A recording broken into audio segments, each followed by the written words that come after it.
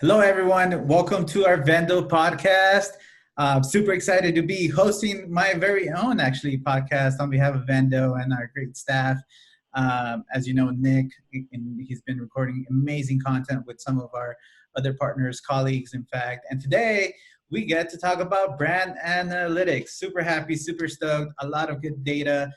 There's so much to cover today that we're not going to be able to get everything. In fact, we're breaking down everything into 3 different segments. But before we get into it, let me introduce Russell here, who's also my colleague, phenomenal guy. He's one of our data analytics gurus. That's what I like to call him because he really gets into the data. And he's also a project manager, and he has done a phenomenal job, not only from really digging into the data itself, but also presenting to all of our clients findings, trends. But as far as myself, my name is Vinny. I'm a senior account manager. Russell and I, we have the privilege to be working with really large brands at Vendo, 7 to 8 figure brands, and it's so much data that comes in into that Amazon is now finally releasing, right? And it's phenomenal that Amazon is giving sellers the power to really dig in and really be able to download a large subset of data, but it's really up to you, the seller. What is it that you want to do with that data? It's really, it's there. Amazon's giving it to you. But Russell, please introduce yourself. Let us know, give the crowd a little bit of an insight of your background, how data analytics impacts your daily workflow, and then we can dive into brand analytics. Yeah, hi guys, I'm Russell. So I actually have a master's degree in communication management, and my emphasis was in data analytics. So that's always kind of been my calling card. So, as soon as I joined Vendo, that was like the big skill I could bring to the table. And a big part of it was just, getting to know all the brands. And then once I had that down, the big thing was just looking at all the data that was available, because there's so much available on Amazon's platform that it's very difficult just at a glance to get all the information you can out there. You need time, you need historical data, and just being able to look at it, especially long term, once you're familiar with the brand, once you've managed it for a while, and just you're able to get more and more out of it as you go along. So even now, like me and Vinny, like every time we look at new data that comes in with a brand, even if we've been managing it for months and years, it's still we're still getting new insights into it. So data analytics is just something that you can consistently get action items and more information out of. So yeah, we're really excited to kind of introduce you guys just to what's available on Amazon and just some insights on how we are able to leverage that data. No, that's perfectly well said. I think you've heard me say this plenty of times to our brands. We need to know and understand your catalog, right? Because without not knowing your SKU selection, your hero items, data is just data, right? Obviously, we are able to filter and sort as such, and you could do it as a seller very firsthand, but you have to also understand your products, right? Because that's going to correlate to all the trends that you're capturing, and it's going to correlate to growth, right? You want to be able to push those hero items and be able to, at the end, if new products come into your catalog, put less pressure on your hero items so that you can get incremental growth from these new product launches. And data really tells you that. It tells you conversion points, it tells you glance views, it tells you all that good stuff that we're going to review today. But let's get started. I'm going to share my screen real quick. Let's see here. Give me a second. There you go. Russell, can you see my screen? Yes, I can. Okay, perfect. So what we're going to dive into is there's a ton of data that brand analytics provides. On this screen itself, you'll be able to see on the left-hand side everything that pretty much on the 1P side. Just to clarify, 1P is different than 3P. And I want to make sure that we know the distinction, because what you're seeing here is from a screenshot from brand analytics on the 1P side. And how is it different? On the 3P side, you only get this Amazon search terms data because the 3P side is just a different platform, a different dashboard. And they have already the reporting, their business reports that gives you Amazon sales. So all of this is a lot different, but it's also the same in the sense in terms of sell-through velocity. If all the 1Ps were on the 3P side, we would be seeing the same data, I would assume. So let's make that assumption, right? So as far as, and this is all sell-through, right? This is what we're looking at as how fast can our brands really generating sales on a weekly or perhaps daily base. Or even monthly or even yearly. So what you see on here is we're going to break this into 3 different segments down the line. This is segment 1. And segment 1, we're going to talk about sales diagnostics, sales performance trends, geographical sales insights, net PPM, pre-orders, traffic diagnostics, real-time sales. Oh my God, that's so much already as it is. So just to, since we're going to keep this at a very, a very short, just first section of analytics, just so that we don't inundate our viewers with a ton of data, we're just going to make it quick and easy to digest, right? So one of the things that through Amazon Accelerate, they had these sessions not so long ago. I would say about 2 months ago from our recording today. It was really Amazon provided these sessions called through their Accelerate program, which really allowed us sellers to be educated a little bit more. And one of the screenshots that really caught my attention is how is it that we're using data analytics or perhaps brand analytics to really make sense of how we can grow our brands. And the biggest call out is if you look at the funnel, at the traditional funnel of obviously brand awareness, consideration, and then purchase conversion, right? We know that there's a lot of the data that we're given by brand analytics, which is shown here, can be tied into that funnel, right? So a lot of the Amazon search reports, which we're going to touch in session 3, because that requires its own deep dive, really allows you to see what customers are typing onto Amazon to find that product. That discovery factor is really important. And that also ties into understanding those keywords so you can tie it into your titles, right? Optimization. Russell, how often are we optimizing at Vendo? We're always optimizing. It never stops. And once you're done, you're thinking about when is the next round of optimizations coming, because Amazon's changing and you have to change with it. Well said. Exactly. And then as you move down the funnel, you go into consideration and evaluation. So Amazon gives you item comparison, alternative purchase behavior reports. All this data is really the ability to download and create a module so in Excel so that you can easily be able to calculate what items, depending on the data that you need, right? You can easily create a module that spits out and easily report something to your brand. So item comparison is really good to see what other items are being purchased compared to your product, right? It only makes sense. And then there's other reports called alternate purchase behavior reports that really allow us to see what consumers are buying that are similar to our product, but yet different, if that makes sense. And then you have purchase. Once that customer has made that conversion, Amazon gives you demographical data. It gives you market basket analysis reports, which is really great. In fact, it just gives you the ability to say, your customer has purchased, they converted buying this product, but they also converted buying this product. It also it gives you so much power in terms of bundling. But again, we'll dive that into probably section 3 because that within itself probably requires its own segment. And then you get repeat purchase behavior report. That allows us to see, depending on the product, right, how often your customer is coming back and buying that product again.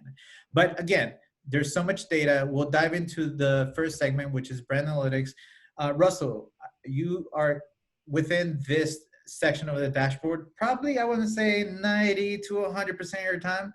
Dive us into like the details of the different widgets, perhaps how to filter certain things, what you're seeing. I kind of blurred a few data points here because obviously we want to be respectful to our brands, even though it's not brand tied to it's not tied to any of our brands here. I still want to be respectful of different value of different numbers that we want to put out there, obviously. But I think this gives you enough talking points in terms of what we're seeing here.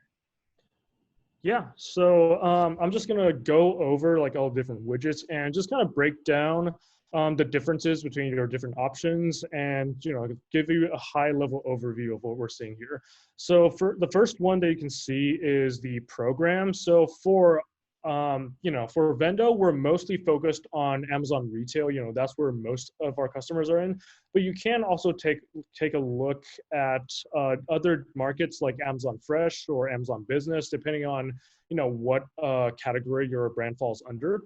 The next widget would be your distributor view, and that's separated into manufacturing and sourcing. So just to give you the difference, manufacturing, it kind of looks at all the listings that fall under your brand and how they're doing as a totality. So it also takes into account other sellers and other people who might be selling on your listings. While for sourcing, it's very much focused on you and your account, what Amazon has ordered from your account and how much has been sold. So for us, we usually look at sourcing because we do know that our accounts have, pretty good health, like we have good buy box percentages. So, we do want to try and just focus on how we're doing versus, seeing what other people are also doing on our listings. The next category you'll see is the sales view, and that it can be sorted into order revenue, ship revenue, ship cost of sales.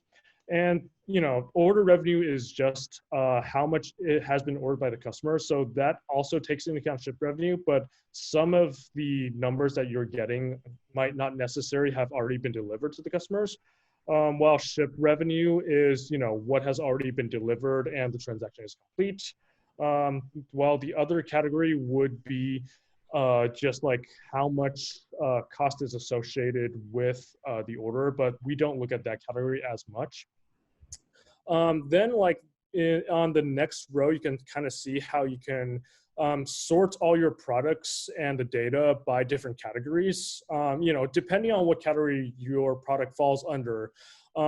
We do retail, so our product categories can fall under a large variety, like beauty, cosmetics, shampoos. Like there are so many different categories that I can kind of sort under, and it really depends on how you want to get a look at your products. And you can really just focus on specific categories or maybe a few specific categories and see changes, the differences that you get between those. Yeah, it all depends how your catalog is really built out, right? If you're a company that sells across different categories and you're selling to Amazon, you definitely see different categories there. Mostly all the time, with our clients, we see one specific category for each one of them. So it makes it really easy for us to do our job, depending on the viewers, on the type of clients that you might have, or perhaps on your own, 1P account, you'll see different categories within that drop down. Yeah, and definitely this is a good way to sort, but also for us, just for our purposes, we also do sometimes download all this data and sort it ourselves because, there are different ways that you can look at it. You could go even more detailed than Amazon gives you. So it really depends on how you kind of want to customize this data, but it does give you a pretty good overview of just the main categories that you're selling under.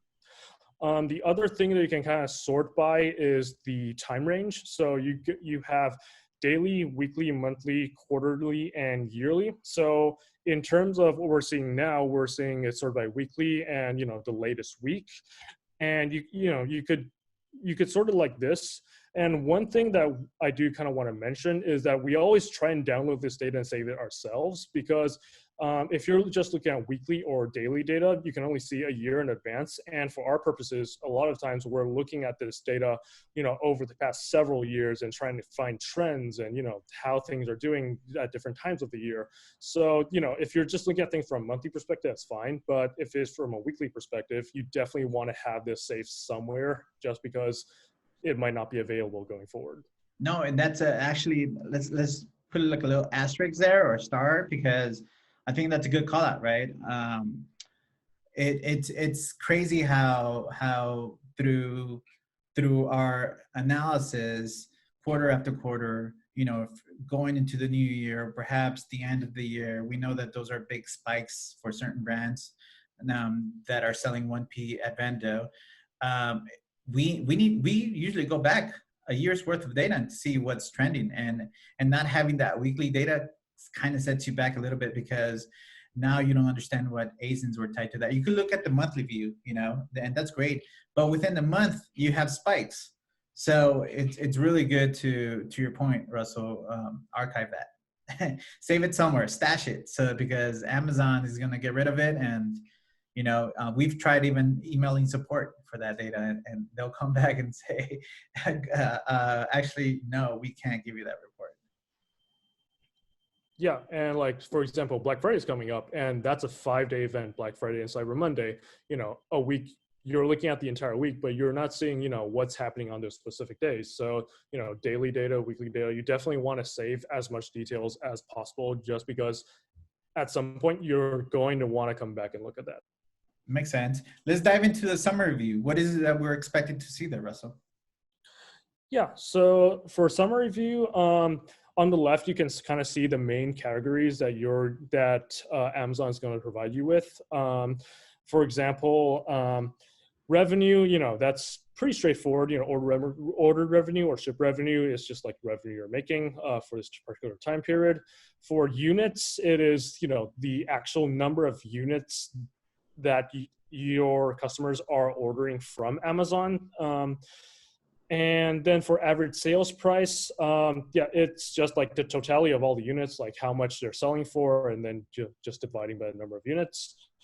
For glance views, this is actually a new metric from Amazon. They just pushed it out. So actually, if you're looking at your own platform right now, if you look for some brands, apparently like this metric isn't even filled out yet. Like Amazon believes they'll have it by November 16th, I believe, where they'll have like all of its data populated for all their brands. And for glance views, it's just the individual number of customers that are looking at your brand, at your brands, at your listings. And so that goes into the next metric, which is conversion rate. So you'll get a percentage there. So looking at glance view and conversion rate, you can see like how many people are visiting your brand, your pages, and how many people are actually making a purchase. And then you have out of stock, which is just your inventory and how many of your products are out of stock, and that will also show up as a percentage. And then the next category will be lost buy box price, and that is just the percentage of your listings where you are not winning the buy box, where somebody else is winning that buy now button that we all really, really want to win on Amazon. And obviously that percentage, you want it as low as possible because you want to be winning the buy box 100% of the time if possible. No, that's great. And then the other columns we don't want to forget about talking is reported, which is the actuals for that week, or depending on how you're sorting it.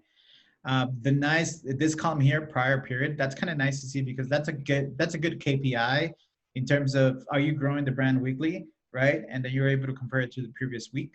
And that's really nice. It gives you it gives you a positive or a negative variable there, depending on if your brands are growing or not.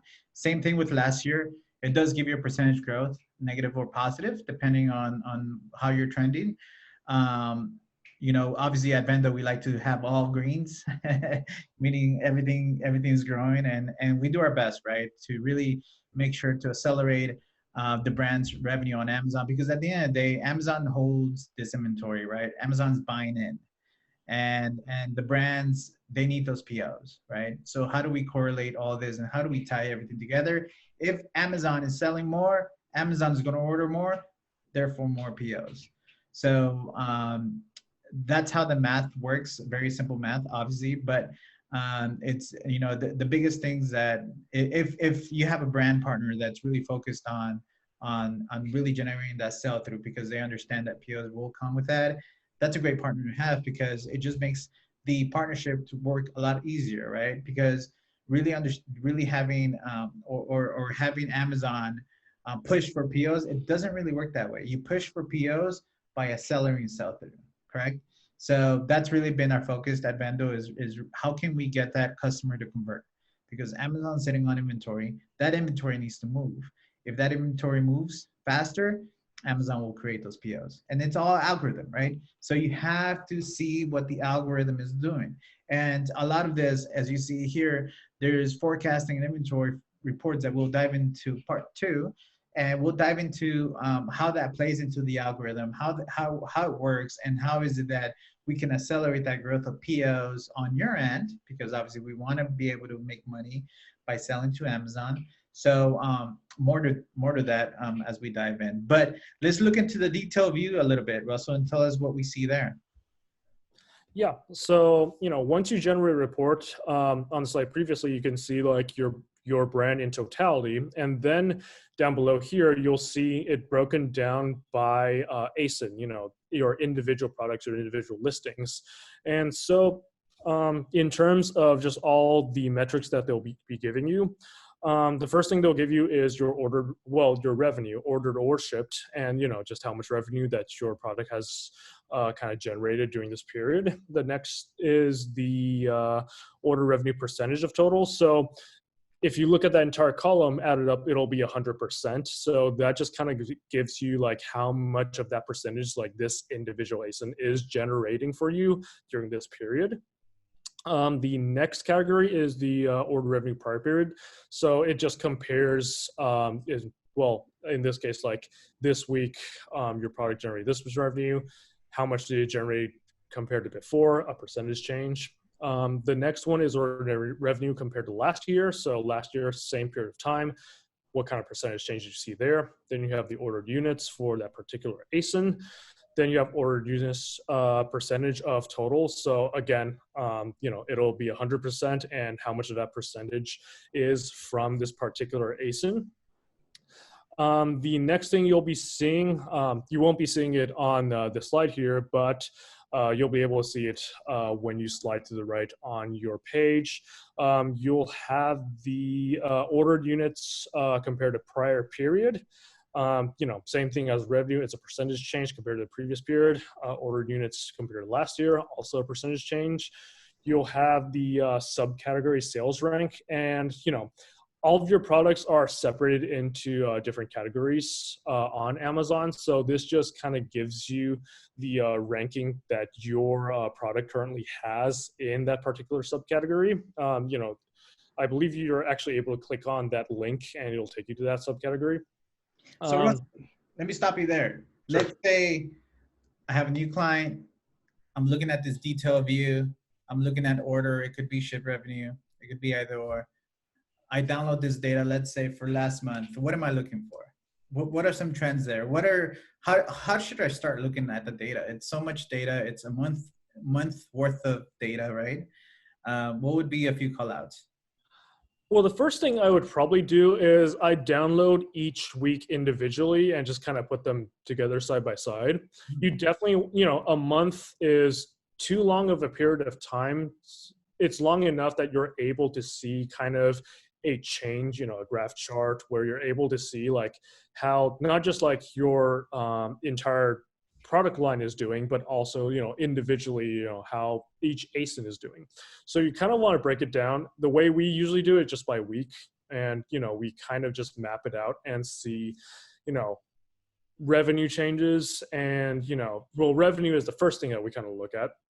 And, you download this month and then you kind of want to draw a baseline. So there are many ways to do it. You might look at the previous year and look at the exact same period. You might look at the previous month and, you just want to kind of establish, are we doing well right now? And if we are, what's causing that difference? Which ASINs are making a difference and, driving our revenue. And if we're not, okay, then which ASINs are dropping off, or maybe this is actually kind of an expected thing. Like maybe last year we had the exact same drop during the same time. That's also something that you kind of want to observe because it's just a percentage change, but you have to be able to find ways to explain it.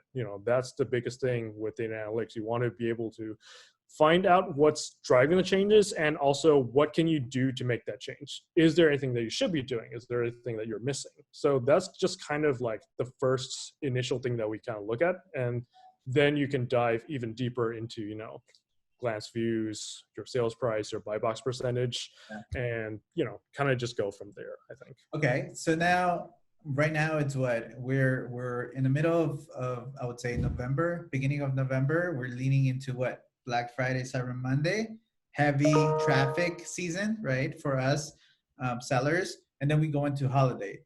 To close up the conversation, what would you say you would recommend for our sellers out there, or for whoever's watching this video, a few tips in terms of these type of, as we go into these moments within Amazon, what should we really look into in terms of the data?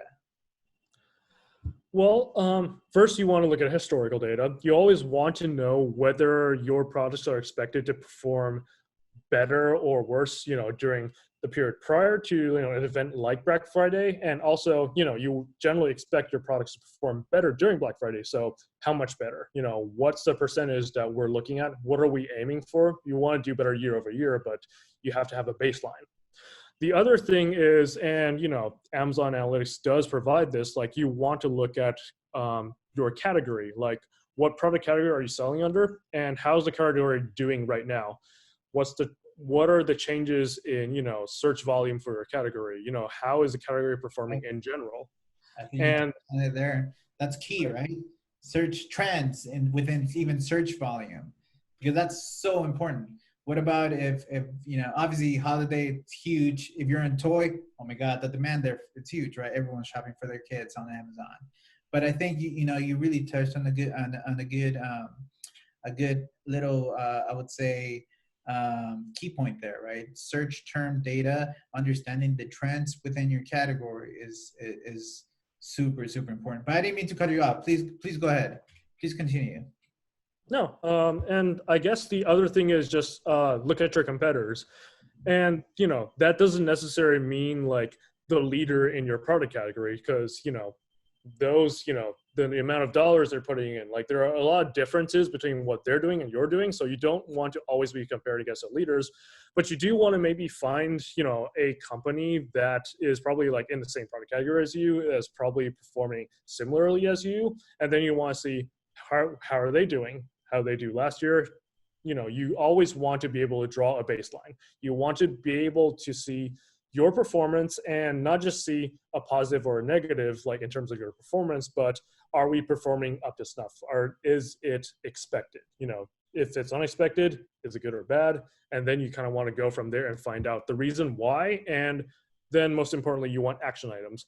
What can we be doing better? Or did we do something really good? And can we make it even better? Can we expand it across our product lines? Can we just drive our performance better and better year over year? No, absolutely. And a lot of the times we take brands at Vendo that already have this baseline from the previous year, right? So it's important for us as account managers and as leaders within our group in terms of looking at the data. We really need to download and look at what this brand, especially a new brand, how they perform in the past. I think catalog is super important. Again, leaning back into the importance of understanding your catalog, because now you know that maybe your hero item in last year's is not going to be available for this year. So how much, what percentage of revenue did that completely made out of your total revenue? So you got to really take that into consideration. And then on top of that, do we have enough inventory to support that sell through, right? Because we know Amazon's going to order heavy based on the trends from last year. So therefore, is that item available? And second, are we going to be able to support the POs coming in for Amazon, right? So the brand analytics gives us all that information. It gives us trends forecasts, which we'll lean into in another segment. But I think we've captured a lot today. I think if our sellers were to take, let's say, if there was one quick pro tip that you want to give our sellers out there, what would it be? Know your own brand, know your catalog. A lot of times, the reason why we're professionals is because we can look at a brand, we can look at the catalog, and we can make call outs that even the brand themselves might not be able to call out just looking at the data, because the data is easy to understand, percentages, numbers, but the most important thing is you're able to not just, you've seen all this data over a long period of time, and so you're able to make call outs based off of what you're seeing now and based off of what you know historically. So always know more about your products, know more about your historical data, and just understand your catalog as much as possible. And there's always something else that you can find out about it. 100%. I think the one tip I would give out to all the sellers is know your category. That's also really important, right? Is understand what others are doing, and you touched on that earlier. And I think I know it could be overwhelming at times because there's just so much happening on Amazon.